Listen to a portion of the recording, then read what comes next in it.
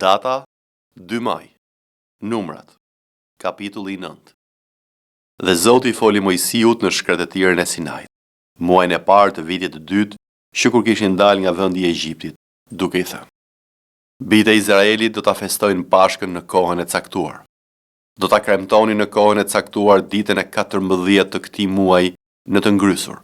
Do ta kremtoni sipas të gjitha statuteve dhe dekreteve të saj.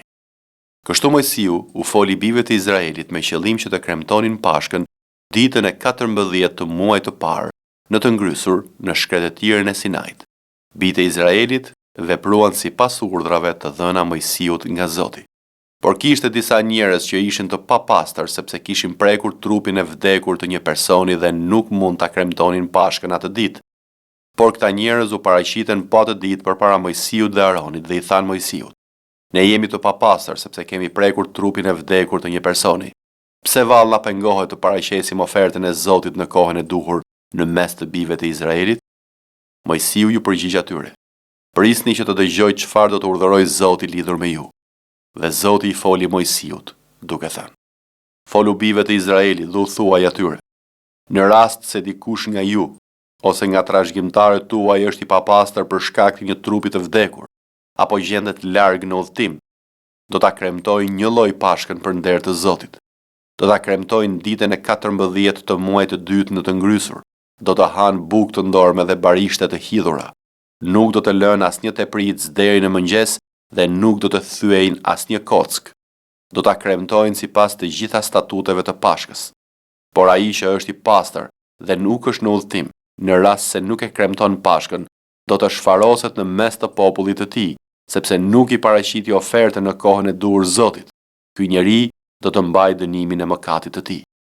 Në rast se një i huaj që banon në mes jush kremton Pashkën e Zotit, ai duhet ta bëjë pas statuteve dhe dekreteve të Pashkës.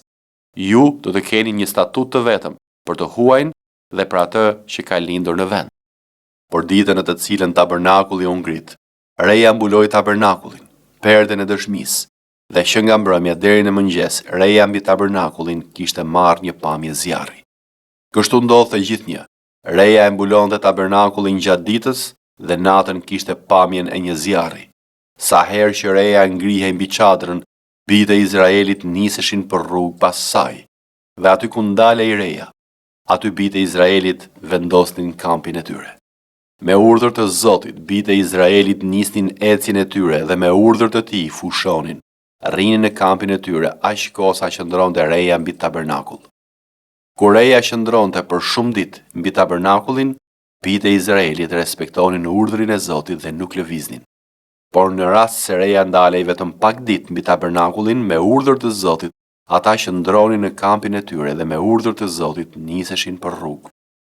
Në rast se reja ndalej vetëm nga mbrëmja deri në mëngjes, kur ajo ngrihej në mëngjes, ata niseshin për rrugë, si ditën ashtu dhe natën. Kur reja ngrihej, ata viheshin në lëvizje. Në qoftë se reja qëndronte e palëvizshme mbi tabernakullin 2 ditë, 1 muaj apo 1 vit, bijtë e Izraelit qëndronin në kampin e tyre dhe nuk lëviznin, por kur ajo ngrihej, ata nisnin udhtimin. Me urdhër të Zotit fushonin dhe me urdhër të tij viheshin në lëvizje.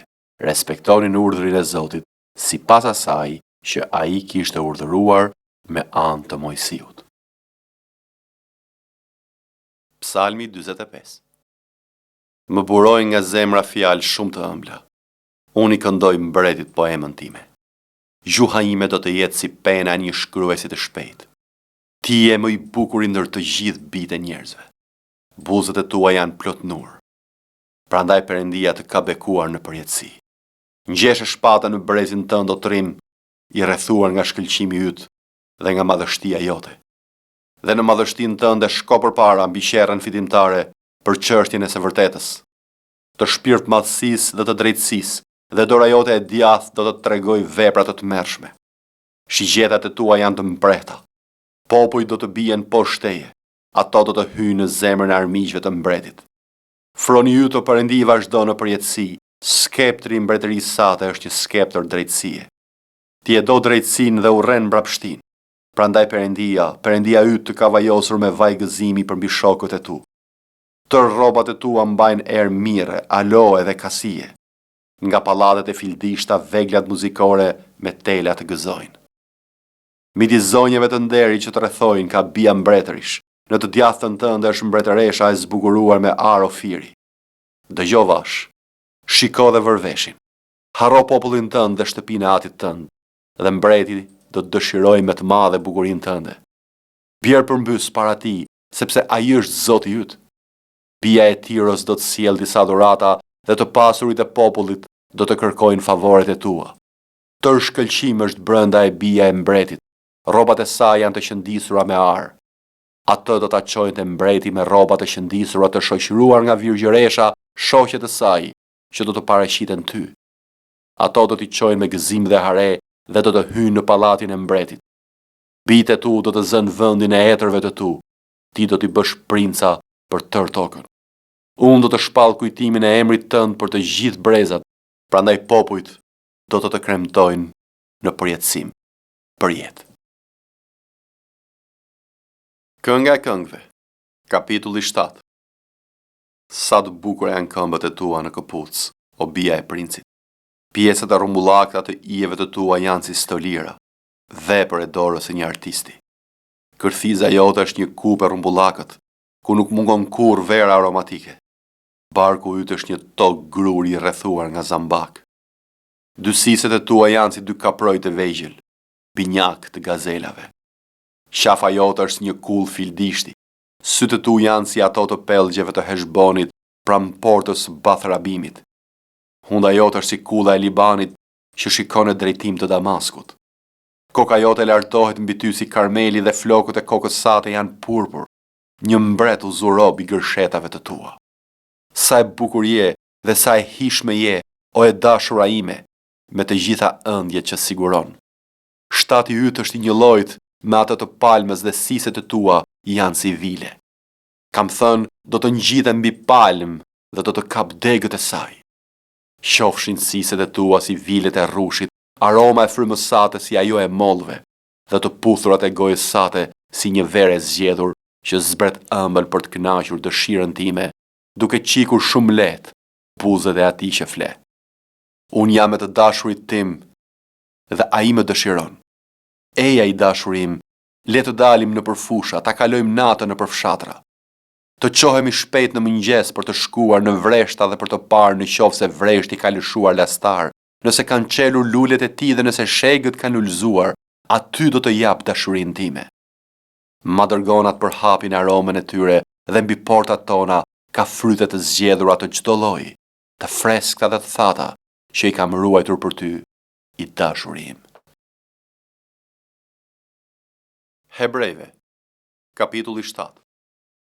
Sepse ky Melkisedeku, mbreti Salemit dhe prifti më të lartit Perëndi, i doli përpara Abrahamit kur po kthehej nga mposhtja e mbretërve dhe e bekoi, dhe Abrahami i dha atij të 10 e të gjithave, atij që më së pari përkthehet mbreti i drejtësisë dhe pastaj edhe mbreti i Salemit, do të thënë mbreti i paqes. Pa atë, pa nën, pa gjenealogji, pa pasur as fillim ditësh as fundjete, por i përngjashëm me birin e Perëndis, ai mbetet prift për gjithnjë. Por shikoni sa i madh është ky të cilit edhe Abraham patriarku i dha të 10 e plaçkës. Edhe ata nga bitë e Levi që marrin priftërinë kanë urdhërim të marrin sipas ligjit të 10 nga populli, domethënë nga vëllezërit e tyre, megjithse kanë dalë nga mesi i Abrahamit. Ndërsa ky, Melkisedeku, ndonse nuk e kishte përjardhje nga ata, mori të 10 nga Abrahami dhe bekoi atë që kishte premtimet. Por pas një kundërshtim bekohet më i vogli nga më i madhi. Edhe këtu, vërtet njerëzit vdekatare marrin të 10, por atje merr të 10 ai për të cilin dëshmohet se rron. Dhe, që të them kështu, me anë të Abrahamit edhe Levi që merr të 10 i duhet të jepte të 10, sepse ishte ende në mesin e 8 kur Melkisedeku i doli përpara. Po të ishte pra, për kryerja me anë të priftërisë levitike, sepse populli mbi atë e mori ligjin, ç'nevojë kishte ende të dilte një prift tjetër sipas rendit të Melkisedekut dhe të mos quhet sipas rendit të Aronit, sepse po të ndërrohet priftëria, domosdo bëhet edhe ndërrimi i ligjit, sepse ai për të cilin bëhet fjalë i përket një fisi tjetër, prej të cilit askush nuk ka shërbyer ndonjëherë pranë altarit. Sepse është e qartë se Zoti ynë lindi nga Juda, për të cilin fis Mojsiu nuk tha asgjë lidhur me priftërinë. Dhe kjo është edhe shumë më e qartë, në qoftë se del një prift tjetër pas shëmbëllimit të Melkisedekut, që nuk u bë i tillë sipas ligjit të porosisë së mishit, po sipas fuqisë së jetës së pashkatrueshme. Sepse shkrimi dëshmon, ti je prift për jetë, sipas rendit të Melkisedekut.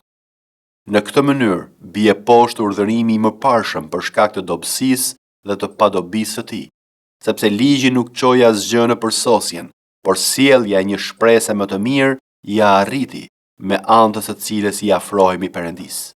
Dhe kjo nuk u bë pa betim, sepse ata qenë bërë priftërinj pa bërë betim, ndërsa ky në bazë të betimit nga ana e atij që i tha: Zoti u betua dhe nuk do të pendohet. Ti je prift për jetë sipas rendit të Melkisedekut. Kështu Jezusi u bë dorëzani një beslidhje shumë më të mirë. Dhe ata qenë bërë priftërinj në numër të madh, sepse vdekja nuk i lindë të mbeteshin për gjithnjë. Kurse ai mbasi mbetet për jetë, ka priftëri të patjetërsueshme, prandaj edhe mund të shpëtojë plotësisht ata që me anë të tij i afrohen Perëndisë, sepse gjithmonë rron që të ndërmjetësoj për ta. Sepse neve një kryeprift i tillë na duhej, i shenjtë, i pa faj, i pa përlyer, i ndar nga mëkatarët dhe i bërë më i lartë se qiejt, që nuk ka nevojë çdo ditë si ata kryepriftrinj të ofroj flijime më parë për mëkatet e veta e pastaj për ato të popullit, sepse këtë e bëri një herë për gjithmonë kur ofroi vetveten. Sepse ligji vë kryepriftrinj njerëz që kanë dobësi, por fjala e betimit, sipas ligjit, vë birin që është i përkryer për jetë.